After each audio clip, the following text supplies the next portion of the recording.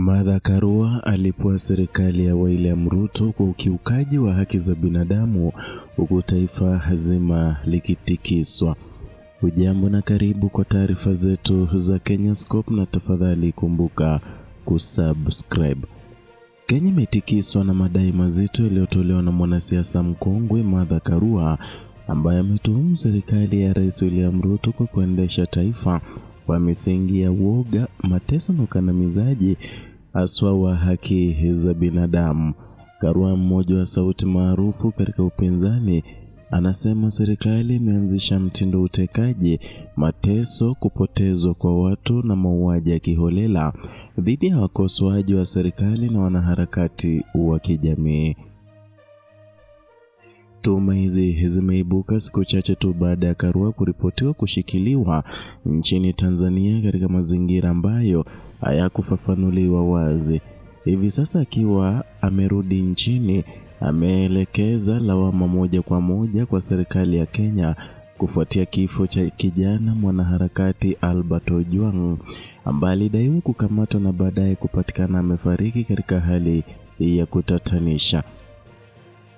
Kifo cha Ojwang, aliyekuwa akikosoa waziwazi sera za serikali na kuzungumzia madai ya ufisadi kupitia mitandao ya kijamii, kimeibua hisia kali miongoni mwa Wakenya, huku vuguvugu la maandamano limechacha katika baadhi ya maeneo nchini, huku wananchi wakieleza hofu ya kurejea kwa enzi za utawala wa kiimla. Na kwa upande wa mashirika ya haki za binadamu, wito umetolewa kwa uchunguzi huru na wa haraka kuhusu matukio haya. Wameonya kuwa vitendo vya kutisha vinavyodaiwa kufanywa na vyombo vya dola vinaweza kuharibu kabisa sura ya kidemokrasia ya nchi na kupandikiza hofu kwa raia wanaodhubutu kusema kinyume na serikali.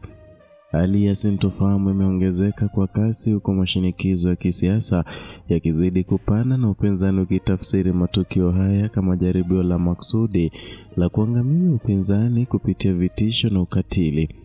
Na kwa mujibu wa taarifa kutoka kwa wapinzani, kile kinachoonekana sasa ni hatua za wazi za serikali kuzima uhuru wa kujieleza, na ni jambo ambalo linakumbusha vipindi vya giza vya kihistoria nchini Kenya. Serikali haijatoa tamko lolote rasmi kujibu madai haya ya Karua, na ni jambo ambalo limeongeza hasira miongoni mwa wananchi na jamii ya kimataifa.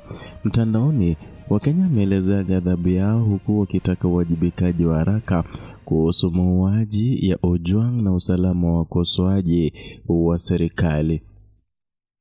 Tukio hili linakuja katika wakati ambapo taifa linakabiliana na maswali mengi kuhusu mwelekeo wa kidemokrasia na haki za kiraia. Wakati hali ya kisiasa ikizidi kuwa tete, jamii ya kimataifa pia inatazama kwa karibu hatua zitakazochukuliwa, huku wito wa haki na ukweli ukitawala mazungumzo ya kitaifa. Ikiwa madai haya hayatachukuliwa kwa uzito na ustahili, kuna hofu kuwa Kenya inaweza kuingia katika kipindi kipya cha ukandamizaji wa haki za msingi, litakayoathiri sio tu siasa bali pia ustawi wa kijamii na haki za binadamu kwa ujumla.